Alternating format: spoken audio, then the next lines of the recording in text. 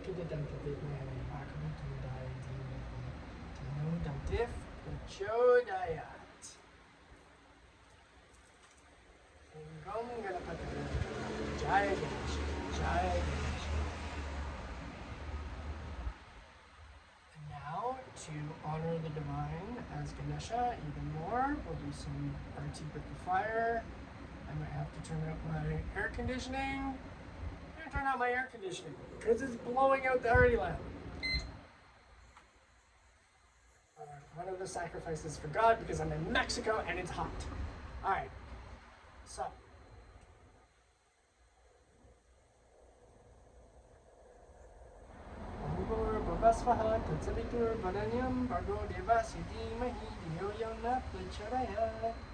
So the arti lamp is in my right hand. I'm going to grab my bell.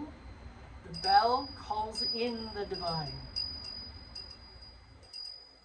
So this takes a bit of eye-hand coordination. Om Gom Ganapate Namaha. Om Gom Ganapate Namaha. Om Gom Ganapate Namaha. Jai Ganesha, Jai Ganesha, Jai Ganesha. Om Ekadidanta Vidmahe Vaktu Kindaya Dhimahi Tano Dantif Prachodaya. Om Vakradindaya Mahakaya Surya Kute Samaprabha Nirvignam Kurume Deva Sarvakayeshu Sarvada. Om Gom Ganapate Namaha, Om Gom Ganapate Namaha, Om Gom Ganapate Namaha. Jaya Ganesha, Jaya Ganesha, Jaya Ganesha.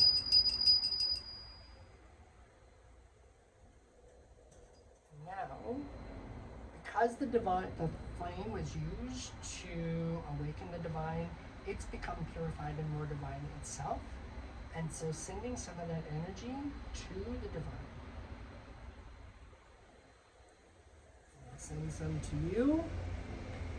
Oh, over here. Into the camera. I'll give some to myself.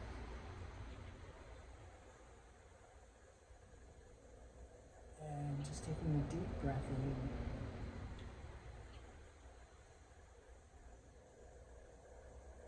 As we give thanks to the divine, especially to Lord Ganesha for their presence in our lives, for helping us to learn and grow and evolve and shift and change our consciousness. May the cutting off our heads be ease and grace. The metaphorical cutting off of our heads be ease and grace. May we continue to evolve and grow. May there be ease and grace in the shifting of our consciousness as we anchor heaven on earth for ourselves and everyone else, as we manifest our dreams and be who we came here to be and do what we came here to do. May there be more ease and grace every day. I ask this in full faith, so be it. And if there's anything else that you're grateful for, just thank you now. And that's it. That is a very simple flower puja. And you can do it quickly, reasonably quickly and easily. You can make it more elaborate, and one day I might do that.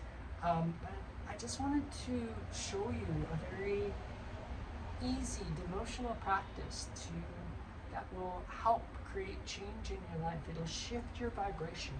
It will awaken the divine within you and help you to achieve whatever it is you're working to achieve. Make the changes in your life that you'd like to change and help you. So it's kind of funny, the smoke's still going here. Yeah. So I'd love to hear how that was for you, what you thought about it, positive or negative. You know, these things work for some people and don't work for others. And it's about finding, so what I hope to do, what I am going to do is show you what I've learned, show you what I use, and you can use what works for you, and if it doesn't work for you, pretend I didn't do it. Yeah, so I don't have much brain right now. I know that I want to encourage you to like and subscribe. If you do that, what happens is that more people will be able to see this, and so it'll help more people. And really, that's what I want to do, is to help as many people as I can. So by liking and subscribing, you're helping me to help people. So in effect, you're helping them too. So that's it for now. I'm so glad you tagged along and you're still here at the end of this. If you have any questions, please ask them in the comments below. If you'd like to know more, message me, and I will see you when I'm looking at you. Bye for now.